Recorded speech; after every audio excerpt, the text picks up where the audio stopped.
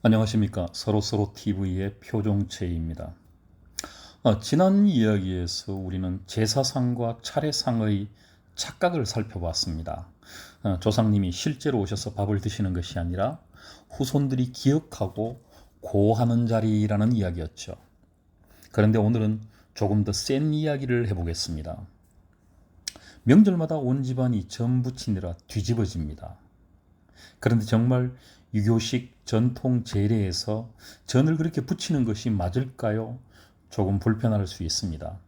하지만 알고 나면 피식 웃고 또 씁쓸하게 미소를 지을지 모르겠습니다. 우리나라 조선조, 재밌는 것은 그 조선조가 숭유 배불 정책을 펴면서 불교를 배척하고 유교, 성리학, 주자학을 신봉했다는 점입니다. 그런데 그런 유교 제례에서 상차림에 전을 붙인다든가 하는 기름진 음식은 원래 맞지 않는다는 설명이 나옵니다. 기름을 쓰는 음식, 절대 금물이라는 거죠. 그러니까 오늘날 명절마다 전을 산더미처럼 붙이는 장면, 이것이 전통이다라고 말하지만 어쩌면 전통은 난 저렇게까지 시킨 적 없어 라고 옆에서 조용히 고개를 젓고 있을지도 모릅니다. 더 강한 반전은 이겁니다. 원래 제사상에서 과일을 깎고 밤을 깎고 포를 준비하고 그 모든 것은 모두 남자의 몫이었다는 점입니다. 여자들이 하는 유일한 준비는 밥 짓는 일과 나물 무치는 일 정도였다는 거죠. 육아의 엄격한 세계에서 그 밖의 준비를 여자들에게 시킨다면은 어딜 여자가 감히 제사에 라는 핀잔을 들을 수 있었다는 거죠. 그러니까 오늘날 며느리들이나 시어머니들이 와서 전 부쳐라라고 한다면은 그거는 전통을 지키는 게 아니라 전통을 잘못 배달시킨 겁니다. 요즘 흔히 나오는 차례상 배달 업체보다 더 이상한 거는 예법을, 그런 상차림의 예법을 며느리에게 착불로 보내는 일입니다. 수취인이 늘 며느리였으니까 말이죠. 그러니까 우리 집안은 전통 있는 집안이라 전을 많이 붙여야 된다 라고 하는 말은 극단적으로 말하면 얘야 너도 알다시피 이 집안은 뿌리가 없는 집안이니까 상차림으로라도 좀 눈가림을 해볼까 라는 말이 됩니다. 조금 독한 말이지만 때로는 독한 말이 잠든 생각을 깨울 수도 있으니까 말이죠. 그러니까 이 땅의 많은 시어머님께 부탁드립니다. 명절날 전을 붙여야 한다고 며느리 닥달하지 마십시오. 그냥 집안만 망가집니다. 전은 익을지 모르지만 사람 마음은 다 타버릴지도 모릅니다. 율곡 이 선생도 포와 과일은 편의대로 하라고 했습니다. 떡의 진설도 꼭 정해진 것이 아니라고 했고요. 사계 김장생, 주자가리를 조선에 맞게 정리한 예학의 큰 인물이죠. 그 역시 사계집에서 기름진 음식과 전 부치는 음식은 쓰지 않는다고 했습니다. 그러니까 예법의 원류로 가면 갈수록 오히려 간결하고 절제된 면이 보입니다. 화려한 상차림, 그건 오히려 그 가문의 원류가 확실하지 않아가지고 그것을 가리려는 것일 수 있다는 날카로운 해석도 가능한 겁니다. 큰 집안의 예는 요란하지 않습니다. 중국에도 만후 부샹, 빵후 띵땅이라는 말이 있습니다. 가득 찬 항아리는 조용하고 반쯤 찬 주전자가 딸랑딸랑 거린다는 뜻이죠. 우리말로 하면은 빈수레가 요란하다는 말과 다 있습니다. 그리고 그 뒤에 꼭 따르는 말이 있어요. 동거피마오 지우자이나 지쇼화지ao. 우리식으로 말하면 X도 모르면서 감 놓아라 대추 놓아라 한다는 것이죠. 이름난 가문의 제례는 오히려 간소하고 절제되어 있고 본 뜻에 집중합니다. 상차림을 화려하게 하려고 애쓰면 애쓸수록 오히려 그 집안의 내력, 참 별 볼 일 없음이 드러나게 되는 겁니다. 재밌는 대목이죠. 제사상의 높이가 늘어난다고? 제사상의 접시가 늘어난다고?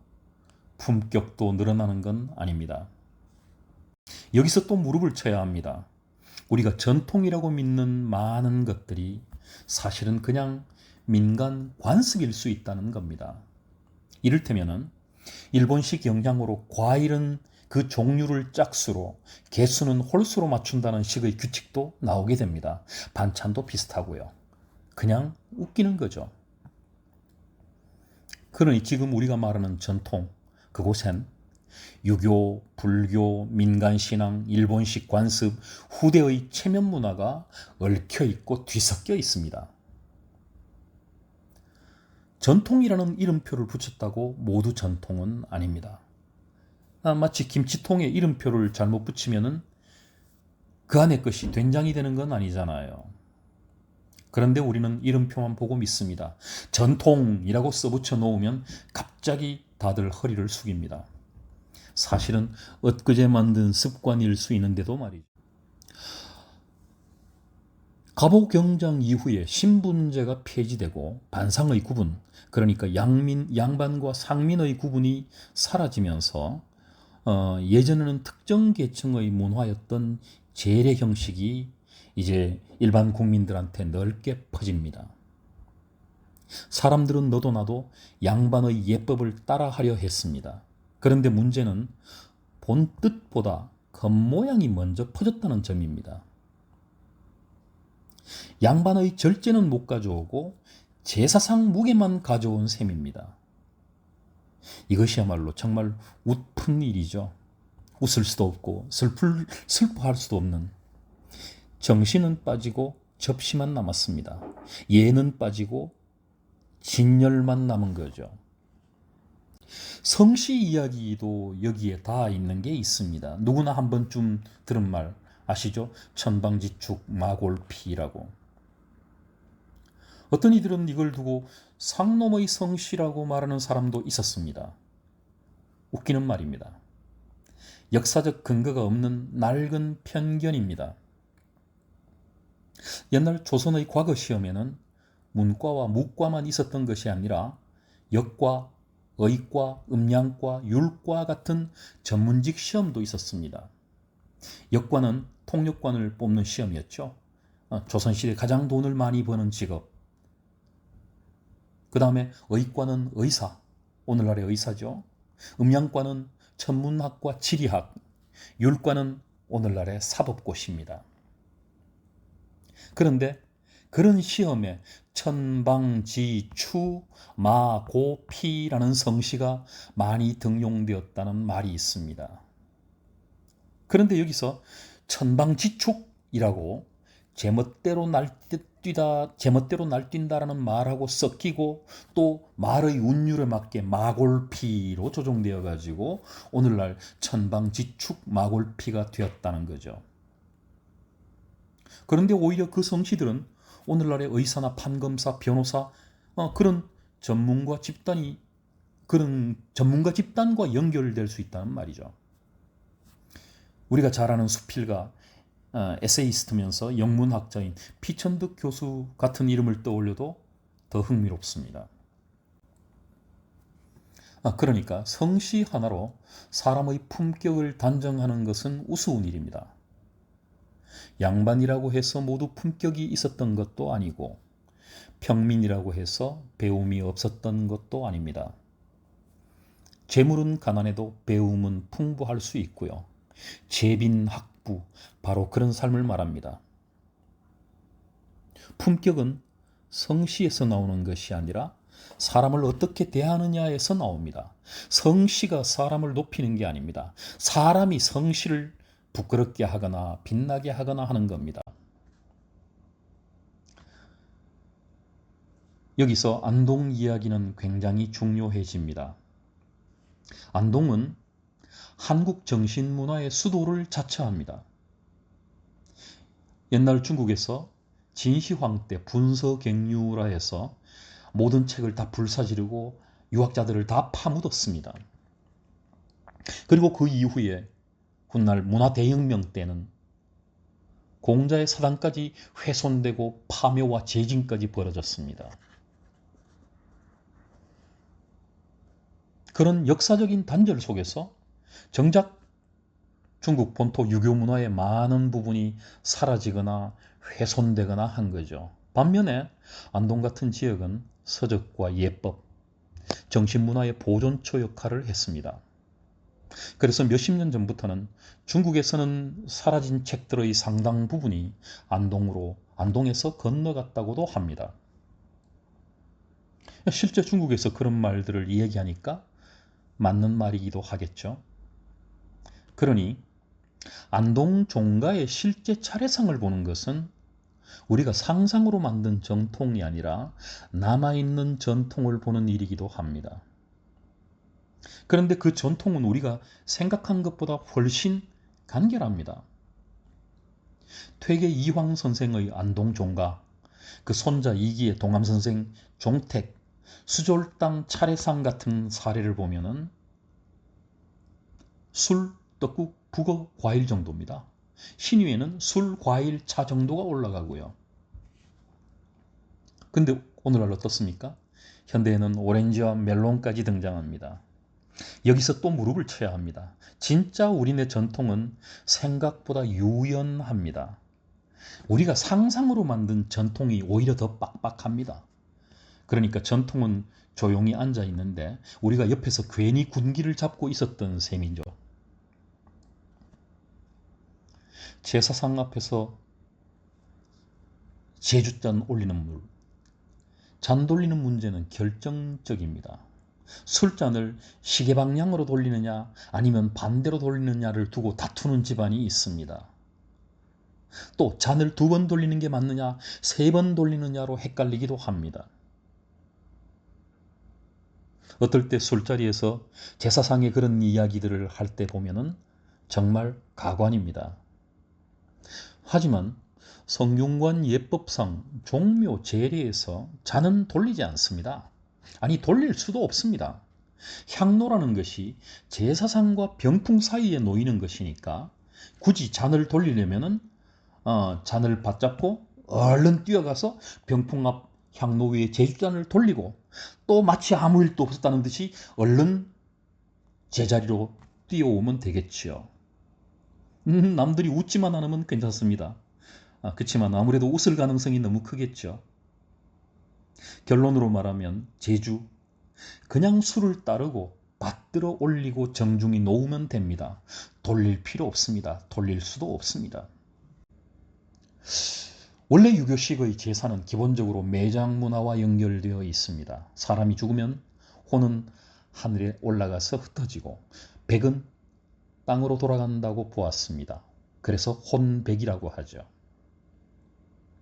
시신은 땅에 묻고 그 백이 소멸할 때까지 음식을 올린다는 생각이 생긴 겁니다. 그래서 제사는 자시에 지내게 됩니다.